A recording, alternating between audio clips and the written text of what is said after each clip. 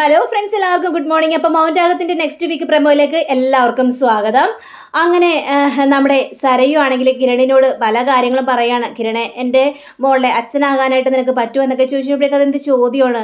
നിൻ്റെ മോളുടെ അച്ഛനാകാനും എൻ്റെ മോൻ്റെ അച്ഛനാകാനും എനിക്ക് രണ്ടുപേരും ഒരേപോലെ തന്നെയാണ്. അതുകൊണ്ട് രണ്ടുപേരുടെ അച്ഛനാകാനായിട്ട് എനിക്ക് സമ്മതമാണെന്നൊക്കെ രീതിയിൽ അങ്ങനെ സംസാരിക്കണം. അല്ലെങ്കിലും ഞാൻ മോളെ ഒരു വേർതിരിച്ച് കണ്ടിട്ട് പോലും ഇല്ലല്ലോ, പിന്നെ എന്താ കാര്യം എന്നിങ്ങനെ ചോദിക്കുകയാണ്. എല്ലാം ചോദിച്ചു കഴിഞ്ഞപ്പോഴേക്കും നീ പറഞ്ഞ സത്യം തന്നെയാണോ? ആ, സത്യം തന്നെയാണ്. ഇനി മോളെ സ്കൂളിൽ ചേർക്കാൻ പോകുമ്പോൾ അച്ഛൻ്റെ സ്ഥാനത്ത് എൻ്റെ പേര് എഴുതണോ? അതും ഞാൻ ഓക്കെയാണ്, എൻ്റെ പേര് എഴുതിക്കോളാന്നൊക്കെ പറഞ്ഞു കഴിഞ്ഞപ്പോഴേക്കും സരീവിന് ഭയങ്കര സന്തോഷം തോന്നുകയാണ്. കിരൺ, സത്യമാണ് നീ പറഞ്ഞത്, എങ്കിൽ എനിക്കൊരു വാക്ക് താ എന്നൊക്കെ ഇങ്ങനെ പറയാണ്. നിനക്ക് ഞാൻ വാക്ക് തരാം. എന്താ, നിന്റെ മനസ്സിൽ ആരെങ്കിലും ഉണ്ടോ എന്ന് ചോദിച്ചു കഴിഞ്ഞപ്പോഴേക്കും അതെ, എൻ്റെ മനസ്സിൽ ഒരാളുണ്ട്. ആഹാ, അങ്ങനെയാണെങ്കിൽ അടിപൊളിയല്ലേ. നിന്റെ മനസ്സിൽ ഒരാളുണ്ടെങ്കിൽ നമുക്ക് അയാളോട് സംസാരിച്ചിട്ട് അയാളെ കൊണ്ട് സമ്മതിപ്പിക്കാം. ശരി, നീ മനസ്സ് വെച്ച് കഴിഞ്ഞാൽ അയാൾക്ക് സമ്മതം മൂളാനൊന്നും കുഴപ്പമൊന്നും ഉണ്ടാവില്ല. നീ മനസ്സ് വെക്കുമോ എന്ന് ചോദിച്ചപ്പോഴേക്കും ഉറപ്പായിട്ട് ഞാൻ മനസ്സ് വെക്കാം. നിന്റെ ജീവിതമാണ് എനിക്ക് പ്രാധാന്യം. അതുകൊണ്ട് തന്നെ ഞാനിത് ഉറപ്പ് വയ്ക്കാമെന്ന് പറഞ്ഞുകൊണ്ട് പ്രോമിസ് ചെയ്ത് കൊടുക്കുക. അങ്ങനെ പ്രോമിസ് ചെയ്ത് കൊടുത്തു കഴിഞ്ഞപ്പോഴേക്കും സരവിന് ഭയങ്കര സന്തോഷമൊക്കെ തോന്നുകയാണ്. കിരൺ, എൻ്റെ ചെറുപ്പം മുതലേ എൻ്റെ മനസ്സിൽ ഓരോരോ പുരുഷനുണ്ടായിരുന്നുള്ളൂ, അത് നീ തന്നെയാണ്. പിന്നീട് നീയും കല്യാണിയായിട്ടും അടുത്തു. പിന്നീട് എനിക്ക് എൻ്റെ ദേഷ്യവും വാശിയും ഒക്കെ കാരണം നീ എന്നിൽ നിന്ന് അകലുകയും ചെയ്തു. നമ്മൾ രണ്ടുപേരും മുറപ്പെണ്ണും മുറച്ചെറുക്കനും ആണല്ലോ. ചെറുപ്പം മുതലേ നമ്മൾ രണ്ടുപേരും കല്യാണം കഴിക്കണമെന്ന് നമ്മുടെ അച്ഛനമ്മമാർ പറഞ്ഞു വെച്ച കാര്യം തന്നെയായിരുന്നു. പക്ഷേ അതിനിടയിൽ എൻ്റെ ക്യാരക്ടർ നിനക്ക് ഇഷ്ടപ്പെടാതെ വരികയും ചെയ്തു കിരൺ. പക്ഷേ അതിനിടയിൽ മനോഹർ എന്ന് പറഞ്ഞ അവനെ, ആ വൃത്തികെട്ടവനെ എൻ്റെ ജീവിതത്തിലേക്ക് കൊണ്ടുവന്നു. അവനെ ഒരുപാട് ഞാൻ സ്നേഹിച്ചു, ആത്മാർത്ഥമായിട്ട് സ്നേഹിച്ചു. അപ്പോഴൊക്കെ എൻ്റെ മനസ്സിൽ നീ ഉണ്ടായിരുന്നില്ല. അപ്പാടെ തീർന്നു കഴിഞ്ഞിരിക്കുന്നു. അതിനുശേഷമാണ് മനോഹർ ഒരു ഫ്രോഡാണെന്ന് അറിഞ്ഞതും അവനെക്കുറിച്ച് ഓർത്ത് വല്ലാതെ ദുഃഖം തോന്നിയതും. പിന്നെ എനിക്ക് ജീവിക്കണമെന്ന് പോലും തോന്നിയില്ലായിരുന്നു. ഈ ഇടക്ക് വരെ നീ എൻ്റെ മനസ്സിൽ പോലും ഉണ്ടായിരുന്നില്ല. പക്ഷേ നീ മകളോട് കാണിക്കുന്ന സ്നേഹവും എന്നോട് കാണിക്കുന്ന കെയറും ഒക്കെ കണ്ടു കഴിഞ്ഞപ്പോഴേക്കും നിന്നോടുള്ള ആ ഒരു ഇഷ്ടം എൻ്റെ മനസ്സിലേക്ക് ഇങ്ങനെ കുതിച്ചു കയറി വരികയാണ് കിരൺ എന്നിങ്ങനെ പറയുമ്പോൾ കിരൺ ഇങ്ങനെ അന്തം വിട്ട് നോക്കി നിൽക്കുക. ഇവളെന്തൊക്കെയായി പറയുന്നത് എന്ന് ചിന്തിച്ച് അന്തം വിട്ടിങ്ങനെ നോക്കി നിൽക്കുകയാണ്. സരയു, എന്താ സരയു എന്ന് ചോദിക്കണം. അതേ കിരൺ, എൻ്റെ മനസ്സിലുള്ള ആ പുരുഷൻ നീ തന്നെയാണ്. നീ എൻ്റെ ജീവിതത്തിലേക്ക് വന്നു കഴിഞ്ഞാൽ ഞാൻ ഒരുപാട് സന്തോഷിക്കും കിരൺ. അത്രയ്ക്കും ഇഷ്ടമാണ് എനിക്ക് നിന്നെ. നിൻ്റെ ജീവിതത്തിൽ കല്യാണം ഉണ്ടെന്ന് എനിക്കറിയാം. പക്ഷെ എന്നാലും എനിക്ക് അതൊന്നും ചിന്തിക്കാനായിട്ട് പറ്റുന്നില്ല. ഇപ്പം നീ എൻ്റെ ജീവിതത്തിലേക്ക് വന്നു കഴിഞ്ഞാൽ ഞാൻ ഒരുപാട് സന്തോഷവതിയായിരിക്കും. എനിക്ക് മനോഹറിനെ എൻ്റെ ജീവിതത്തിലേക്ക് ഇനി വരുത്താനായിട്ട് എനിക്ക് സാധിക്കില്ല കിരൺ. അതുകൊണ്ട് എൻ്റെ മകളുടെ അച്ഛനായിട്ട് മാത്രമല്ല, എൻ്റെ ഒരു ജീവിത പങ്കാളിയായിട്ട് നിനക്ക് വന്നൂടെ എന്നൊക്കെ സരയു ഇങ്ങനെ ചോദിച്ചു കഴിഞ്ഞപ്പോഴേക്കും കിരണാണെങ്കിൽ സരയു എന്നും പറഞ്ഞുകൊണ്ട് ഒച്ചത്തിലൊരു വിളിയാണ്. പക്ഷെ ഇതെല്ലാം നമ്മുടെ സരയു അവിടുന്ന് ഒരു നിമിഷം ആലോചിക്കുകയായിരുന്നു. അപ്പോൾ കിരണിനോട് തൻ്റെ മനസ്സിലുള്ള ആഗ്രഹങ്ങളെല്ലാം പറഞ്ഞു കഴിഞ്ഞിട്ടുണ്ടെങ്കിൽ എന്തായിരിക്കും കിരണിൻ്റെ പ്രതികരണം എന്നൊക്കെ ഒരു നിമിഷം അവിടെ ആലോചിക്കുകയായിരുന്നു. അപ്പോഴാണ് കിരണിൻ്റെ വരവ്. സരയു, എന്താ സരയു, നിനക്ക് എന്നെ കാണുമെന്ന് പറഞ്ഞത് എന്നിങ്ങനെ കിരണിങ്ങനെ ചോദിച്ചപ്പോഴേക്കും അത് പിന്നെ കിരൺ, ഒന്നുമില്ല കിരൺ, എനിക്ക് എന്തൊക്കെയോ കിരണിനോട് പറയണമെന്നുണ്ടായിരുന്നു. പക്ഷേ എന്താണെന്ന് കറക്റ്റായിട്ട് ഓർമ്മ കിട്ടുന്നില്ല. നിനക്ക് എന്താ പറ്റിയ സരയു? നീ കുറേ നാളായാലും ഇങ്ങനെ ഓരോ കാര്യങ്ങൾ ചിന്തിച്ചുകൊണ്ടിരിക്കുന്നത്. എന്താ നിനക്ക് പറ്റിയത്? നിന്റെ അമ്മയും പറഞ്ഞല്ലോ നീ എന്തൊക്കെയോ ആലോചനയിലാണെന്ന്. ഇത് കേട്ടുകഴിഞ്ഞപ്പോഴേക്കും സരയുവിന് കുറച്ച് ദേഷ്യമൊക്കെ വരികയാണ് അമ്മയോട്. കൂടുതലൊന്നും ചിന്തിക്കേണ്ട ആവശ്യമൊന്നുമില്ല. നിനക്ക് എന്ത് പ്രശ്നം ഉണ്ടെങ്കിലും ഞാൻ അപ്പം കൂടെ ഇറങ്ങി വന്നോളും. അതിനെക്കുറിച്ച് ഒന്നും പേടിക്കേണ്ട കാര്യമില്ല എന്നൊക്കെ പറയാം. അങ്ങനെ സരയുവിന് മനസ്സിലുള്ള ആഗ്രഹം പോലും ഈ കിരണിനോട് തുറന്നു പറയാൻ പറ്റുന്ന അവസ്ഥ. കാരണം ഇനി പറഞ്ഞു കഴിഞ്ഞിട്ടുണ്ടെങ്കിൽ കിരൺ തന്നെ തിരിഞ്ഞു നോക്കൂല. ഇനി ആ ഒരു ബന്ധം അവിടെ അവസാനിച്ചു പോകുമോ എന്നുള്ളൊരു പേടി ഇങ്ങനെ മനസ്സിലേക്ക് കടന്നുകൂടി വരികയാണ്. അങ്ങനെ കിരൺ അവിടെ നിന്ന് പോവുകയും ചെയ്യാണ്. പോയി കഴിഞ്ഞപ്പോഴേക്കും സരയു നേരെ താരയുടെ അടുത്തേക്ക് ചെല്ലുകയാണ്. താരയോട് കുറേ കാര്യങ്ങൾ ചോദിക്കുകയാണ്. എന്താ, എൻ്റെ മനസ്സിലുള്ള കാര്യങ്ങളുമെല്ലാം നിങ്ങൾ അവനോട് പറഞ്ഞോ എന്ന് ചോദിച്ചപ്പോഴേക്കും ഇല്ല, ഞാനൊന്നും പറഞ്ഞിട്ടില്ല എന്നൊക്കെ താര പറയണം. പറഞ്ഞു കഴിഞ്ഞാൽ സ്വഭാവം അറിയാലോ. നിങ്ങൾ കാത്തിരുന്ന് കിട്ടിയ മകളാണ് ഞാൻ. ഇനി എൻ്റെ ശാപവും കൂടി കാണാനായിട്ട് നിങ്ങൾ വരുത്തരുത്. അയ്യോ മോളെ, അങ്ങനെയൊന്നും പറയല്ലേ എന്നൊക്കെ താരിങ്ങനെ ആംഗ്യം കൊണ്ട് ഇങ്ങനെ കാണിക്കുകയാണ്. അങ്ങനെയൊന്നും പറയല്ലേ എന്നോ? ഞാൻ പറയും. കാരണം എൻ്റെ മനസ്സിൽ ആരാണെന്നും എനിക്ക് ആരെ കല്യാണം കഴിക്കാൻ ആഗ്രഹം എന്നൊക്കെ ഞാൻ നിങ്ങളോട് പറഞ്ഞതാ കിരൺ. അവൻ എൻ്റെ മനസ്സിൽ ഇതുവരെയും പോയിട്ടില്ല. അതുകൊണ്ട് കല്യാണിയിൽ നിന്നും എങ്ങനെയെങ്കിലും ഞാൻ കിരണിനെ പിരിപ്പിക്കാനായിട്ടേ നോക്കുകയുള്ളൂ. അതിന് എൻ്റെ കൂടെ തന്നെ നിങ്ങൾ ഉണ്ടാകണം. കല്യാണിയെ നിങ്ങൾക്ക് വലിയ താല്പര്യമായിരിക്കും, പക്ഷേ എനിക്ക് അവളെ കണ്ണിൽ നേരെ കണ്ടൂടാ. എൻ്റെ ശത്രു തന്നെയാണ് അവള്. അതുകൊണ്ട് അവളെ എനിക്ക് ഒട്ടും അംഗീകരിക്കാൻ പറ്റാത്ത കാര്യമാണെന്നൊക്കെ പറയാ. ഇത് കേട്ട് കഴിഞ്ഞപ്പോഴേക്കും ഈ നമ്മുടെ താരയ്ക്കാണെങ്കിൽ ആകെ സങ്കടം തോന്നുകയാണ്. ദൈവം ഇനി കല്യാണിയുടെ അവസ്ഥ എന്തായിരിക്കും? സരയുവിന് ദേഷ്യവും വാശിയും ഒക്കെ കൂടിക്കഴിഞ്ഞാൽ ആരെയും കൊല്ലാനും മടിക്കാത്തൊരു സ്വഭാവക്കാരിയാണെന്ന് താരയ്ക്ക് നന്നായിട്ട് അറിയാലോ. അപ്പം ആ ഒരു പേടിയിൽ നിൽക്കുകയാണ് നമ്മുടെ താര. മേലാൽ ഇത്തരത്തിലുള്ള കാര്യങ്ങളെല്ലാം സംസാരിച്ച് പോയി കഴിഞ്ഞിട്ടുണ്ടെങ്കിൽ ഒരു സംശയം വരുന്ന രീതിയിൽ പറയാനായിട്ട് പാടില്ല. എങ്ങനെയെങ്കിലും അവൻ്റെ മനസ്സ് മാറ്റിയെടുക്കാനും അവൻ എന്നിലേക്ക് കടക്കാനുള്ള കാര്യങ്ങളെല്ലാം ചെയ്യും. അത് കല്യാണി കാണുകയും ചെയ്യും.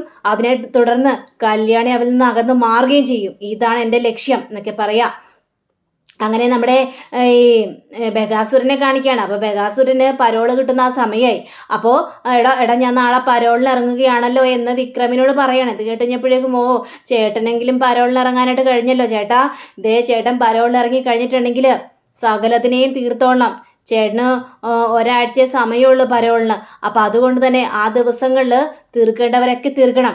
പ്രത്യേകിച്ച് ആ കല്യാണിയാണല്ലോ ചേട്ടന് ഏറ്റവും വലിയ ദേഷ്യവും വാശിയൊക്കെ ഉള്ളത്. അതുകൊണ്ട് കല്യാണി തീർക്കണമെന്ന് പറഞ്ഞു കഴിഞ്ഞപ്പോഴേക്കും നമ്മുടെ ബഗാസുരനും പറയാണ്, അതൊക്കെ ഞാൻ ഏറ്റടാ. അല്ലെങ്കിലും കല്യാണിയെയൊക്കെ അവസാനിപ്പിക്കാൻ വേണ്ടിയാണല്ലോ ഞാൻ ഇറങ്ങുന്നത്. അതുകൊണ്ട് എൻ്റെ മോളുടെ ആഗ്രഹം എന്താണോ അതേപോലെ സാധിച്ചു കൊടുക്കണം. അവളിപ്പം മനസ്സിൽ കിരൺ കടന്നുകൂടിയിരിക്കുക. അപ്പം അതുകൊണ്ട് കിരണിനെയും എൻ്റെ മകളെയും ഒന്നിപ്പിക്കാനുള്ള എല്ലാ തന്ത്രപ്പാടുകളും ഞാൻ ചെയ്തിരിക്കും. അതിനുവേണ്ടി കല്യാണിയാണോ അവരുടെ ഇടയിൽ തടസ്സമായി നിൽക്കുന്നത്? ആ കല്യാണിയെ ഞാൻ ഇല്ലാതാക്കും എന്നൊക്കെ പറയാണ്. ചേട്ടാ പിന്നെ അത് മാത്രമല്ലേ, ആ ഗംഗാപ്രസാദിനെ കുറിച്ചും കൂടി ഒന്ന് അന്വേഷിക്കണേ.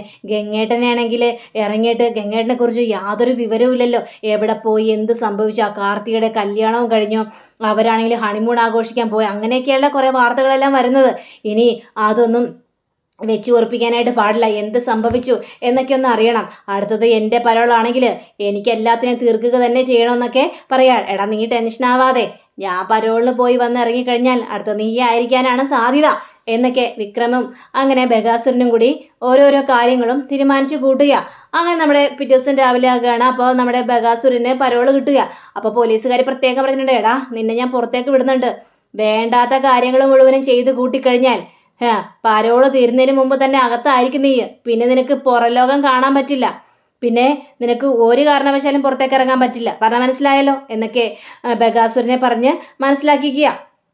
ബഗാസാണ് ഞാൻ അടങ്ങി ഒതുങ്ങി നിന്നോളാം സാറേ, ഞാനൊരു പ്രശ്നത്തിനും പോകാനായിട്ട് പോകുന്നില്ല എന്നൊക്കെ പറഞ്ഞ് ബഗാസുരൻ പരോളിൽ ഇറങ്ങിക്കഴിഞ്ഞപ്പോഴേക്കും നാളെ സരയുവിനെ വിളിക്കുകയാണ്. മോളെ നീ ഇങ്ങോട്ട് വരണം, ഞാൻ പരോളിൽ ഇറങ്ങിയെന്നൊക്കെ പറയുക. കേട്ട് സരയുവാണെങ്കിൽ ഭയങ്കര സന്തോഷം കൊണ്ട് മതിമറന്നൊരവസ്ഥയിൽ അങ്ങനെ സരയുവാണെങ്കിൽ നേരെ ഈ രാഹുലിനെ കാണാനായിട്ട് ചെല്ലുക, ബഗാസുരനെ കാണാനായിട്ട് ചെല്ലുക. ചെന്ന് കഴിഞ്ഞപ്പോഴേക്കും അവനെന്തെങ്കിലും തീർത്തോ ആ മനോഹർ ഇനി ഒരിക്കലും പുറത്തേക്ക് ഇറങ്ങാൻ പാടില്ല, അവനെ ആ ജയിലിലിട്ട് തന്നെ തീർക്കാറുന്നില്ലേ അച്ഛാ നിങ്ങൾക്ക് എന്നിങ്ങനെ ചോദിക്കണം. മോളെ അവൻ്റെ കാര്യം നിൽക്കട്ടെ, അവൻ്റെ കാര്യം ഞാൻ നോക്കിക്കോളാം, അവനെ തീർക്കുന്ന കാര്യവും എനിക്കറിയാം. പക്ഷേ അതിനു മുമ്പ് തന്നെ മോളുടെ മനസ്സിൽ ചില ആഗ്രഹങ്ങളൊക്കെ ഇല്ലേ?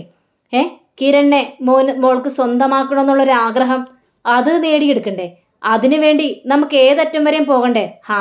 അതൊക്കെ എൻ്റെ മനസ്സിലെ ആഗ്രഹമാണ്. പക്ഷേ കല്യാണി ഒഴിഞ്ഞു പോയാൽ മാത്രമല്ല അച്ഛാ എനിക്ക് കിരണിൻ്റെ ജീവിതത്തിലേക്ക് കയറി ചെല്ലാനായിട്ട് പറ്റുള്ളൂ. എൻ്റെ ജീവിതം പോയി. ആ കല്യാണിയാണ് എല്ലാത്തിനും കാരണം. അവള് കിരണിൻ്റെ ജീവിതത്തിലേക്ക് വന്നില്ലായിരുന്നെങ്കിൽ എനിക്ക് കിരണിനെ കെട്ടി സുഖമായിട്ട് ജീവിക്കായിരുന്നു. പക്ഷേ ഇപ്പോൾ അതെല്ലാം താറുമാറായി പോയില്ലേ? ഒരു താറുമാറായി പോയില്ല. അവനെ നിനക്ക് വീണ്ടും കിട്ടും. പക്ഷേ നിന്റെ സ്വഭാവം ഇപ്പോൾ അവൻ ഇഷ്ടപ്പെട്ട് വന്നു തുടങ്ങിയിട്ടുണ്ടെങ്കിൽ ഉറപ്പായിട്ടും കല്യാണി ഇല്ലാതെയായി കഴിഞ്ഞാൽ നിന്നെ അവൻ സ്വീകരിക്കുമെന്നുള്ള കാര്യം ഉറപ്പ് തന്നെയാണ് സരയു, അതിൽ യാതൊരു സംശയം വേണ്ട. പക്ഷേ കല്യാണി ഇല്ലാതെ ആവില്ലല്ലോ അച്ഛാ, ആര് പറഞ്ഞു? ഇനി എൻ്റെ മോളുടെ ആഗ്രഹം സാധിച്ചു തരാൻ വേണ്ടി കല്യാണിയെ ഇല്ലാതാക്കാൻ പറ്റുമെങ്കിൽ ഞാൻ കല്യാണിയെ ഇല്ലാതാക്കിയിരിക്കും. അവളെ തീർക്കാൻ വേണ്ടിയാണ് ഞാൻ പരോളിന് ഇറങ്ങുമ്പോൾ തന്നെ ആദ്യം തീരുമാനിച്ചിരുന്നത് എന്നിങ്ങനെ പറയാണ്. അച്ഛൻ എന്തിനുള്ള പുറപ്പാടാണ്? അതെ, ഇനി ഒരു കാര്യവും ഞാൻ പിന്നോട്ട് ഏതായാലും ഞാൻ ജയിലിലാണ്. അപ്പം അവളെ കൊന്നിട്ട് ജയിലിൽ പോയിട്ടുണ്ടെങ്കിൽ എനിക്കൊരു കുഴപ്പമില്ല. എൻ്റെ മോളുടെ ജീവിതം ശാശ്വതമാകണം. അതിനു വേണ്ടി തന്നെ ഏത് ഒരുമ്പിട്ട കളിയും കളിക്കാനായിട്ട് ഞാൻ തീരുമാനിച്ചിരിക്കുകയാണെന്നൊക്കെ ബഗാസുരൻ പറഞ്ഞിട്ട് അവിടെ നിന്ന് പോവുക. അപ്പം സരയുവിനാണെങ്കിൽ എങ്ങനെയെങ്കിലും കിരണിൻ്റെ ജീവിതത്തിലേക്ക് കടന്നുകൂടി കിട്ടിയാൽ മതി, അത്രയും വലിയ സന്തോഷം വേറെ ഒന്നുമില്ല. അപ്പോൾ സരയുവാണെങ്കിൽ സന്തോഷം കൊണ്ട് ഇങ്ങനെ നിൽക്കുക. അപ്പോൾ നമ്മുടെ കല്യാണിയെ കാണിക്കുകയാണ്. അപ്പോൾ കല്യാണിയാണെങ്കിൽ കിരണേട്ടാ എനിക്ക് സൈറ്റ് വരെയൊക്കെ ഒന്ന് പോകാനുണ്ട്, ഞാനെന്തായാലും പോയിട്ട് വരാം എന്നൊക്കെ പറയാണ്. ശരി കല്യാണി, നീ പോയിട്ട് വാ, ഞാനിവിടെ എനിക്കും കുറേ വർക്കുകളെല്ലാം തീർക്കാനുണ്ട് എന്നൊക്കെ പറയാം. അങ്ങനെ കല്യാണി അവിടെ നിന്ന് ഇറങ്ങി പോവാണ്. അപ്പോൾ സരയു നേരെ കിരണിൻ്റെ അടുത്തേക്ക് ചെല്ലുകയാണ്. അല്ല കല്യാണി എവിടെ പോയതാണ് എന്ന് ചോദിക്കുകയാണ്. അവൾ സൈറ്റിലേക്ക് പോയതാണ്. ഓ സൈറ്റിലേക്ക് പോയതാണോ, എന്താ നിനക്ക് കല്യാണോടൊപ്പം പോകണമായിരുന്നു? ഏയ് വേണ്ട കിരൺ, എനിക്ക് ഇവിടെ തന്നെ ഓഫീസിൽ ഒരുപാട് ജോലികളുണ്ട്, അതെല്ലാം തീർക്കണമല്ലോ. പിന്നെ കല്യാണി പെട്ടെന്ന് ഇറങ്ങിപ്പോകുന്നത് കണ്ടു കഴിഞ്ഞപ്പോഴേക്കും ഞാൻ ചോദിച്ചെന്നേ ഉള്ളൂ. എങ്കിൽ ശരി കിരൺ, എനിക്ക് വർക്ക് ഉണ്ടെന്നും പറഞ്ഞുകൊണ്ട് സരയു അങ്ങോട്ട് പോവുകയാണ്. അപ്പം സരയു നേരെ ബഗാസുരനെ വിളിക്കുകയാണ്. ബഗാസുരനെ വിളിച്ചിട്ട് അച്ഛാ ഇതേപോലെ അവൾ സൈറ്റിലേക്ക് പോയിട്ടുണ്ട്, തീർക്കാൻ പറ്റിയ അവസരമാണെന്നൊക്കെ പറയാണ്. ശരി മോളെ, ഞാൻ ഏതായാലും അവളെ പിന്നാലെ തന്നെ ഉണ്ടെന്ന് പറഞ്ഞുകൊണ്ട് ഈ കല്യാണത്തിന് എത്തുന്നതിന് മുമ്പ് തന്നെ ബഗാസുരൻ അവിടെ എത്തിക്കഴിഞ്ഞു. അപ്പോൾ ബഗാസുരൻ കല്യാണിയെയും കാത്തിങ്ങനെ ഒളിച്ചും പാത്തും നിൽക്കുക. അപ്പോൾ കല്യാണി വന്ന് വണ്ടിയിലിറങ്ങി കല്യാണിയെ കണ്ടു കഴിഞ്ഞപ്പോഴേക്ക് മേഡം എന്ന് പറഞ്ഞിട്ട് അങ്ങോട്ട് കുറേ പേരോട് ചെല്ലുകയാണ്. എന്തായി കാര്യങ്ങളൊക്കെ, വർക്കൊക്കെ തീരാറായി? കുറേ നല്ല രീതിയിലൊക്കെ നടക്കുന്നുണ്ട് മേഡം എന്നൊക്കെ പറഞ്ഞുകൊണ്ട് അങ്ങനെ കല്യാണി നേരെ ആ ഒരു സൈഡിലേക്ക് കയറുകയാണ്. അപ്പോൾ ബഗാസുരനാണെങ്കിൽ ഒളിച്ചും പാത്തിങ്ങനെ നിന്ന് കല്യാണിയെ തന്നെ നോക്കുക. അപ്പോൾ കല്യാണിയാണെങ്കിൽ ബഗാസുരനെ കാണുന്നില്ല, ഒരു തൂണിൻ്റെ മറവിലാണ് ബഗാസുരൻ നിൽക്കുന്നത്. അപ്പോൾ കല്യാണി ഇങ്ങനെ പോകുന്നതും ബഗാസുരന് ഇവളെ തന്നെ ഇങ്ങനെ നോക്കി നിൽക്കുക. അപ്പോൾ കല്യാണി നേരെ ചെന്നിട്ട് ഓരോന്നിൻ്റെയും കണക്കിങ്ങനെ എഴുതിക്കൊണ്ടിരിക്കുക. ആ സമയത്ത് ബഗാസുരൻ പുറകെ കൂടി ചെന്നിട്ട് കല്യാണിയുടെ വായ അങ്ങോട്ട് പൊത്തി മൂടി നിൽക്കുക. അവൻ്റെ കയ്യിലൊരു കത്തിയുണ്ട്. അങ്ങനെയും കാണിച്ചുകൊണ്ടാണ് നമ്മുടെ എപ്പിസോഡ് ഇവിടെ അവസാനിച്ചിരിക്കുന്നത്. കാരണം ഇനി കല്യാണിയെ കത്തി വെച്ച് ഇങ്ങനെ കുത്തുവോ, കല്യാണിയുടെ നില അപകടത്തിലാവും. അതിനു മുമ്പ് ചിലപ്പോൾ കിരൺ വരുമോ, എന്താ സംഭവിക്കാൻ പോകുന്നതെന്ന് നമുക്ക് വരും വീക്കിലെ എപ്പിസോഡുകളിലൂടെ അറിയാവുന്നതായിരിക്കും. അപ്പോൾ എല്ലാവർക്കും നല്ലൊരു ശുഭദിനം ആശംസിച്ചുകൊണ്ട് തന്നെ നമസ്കാരം. താങ്ക് യു സീൻ, ബൈ.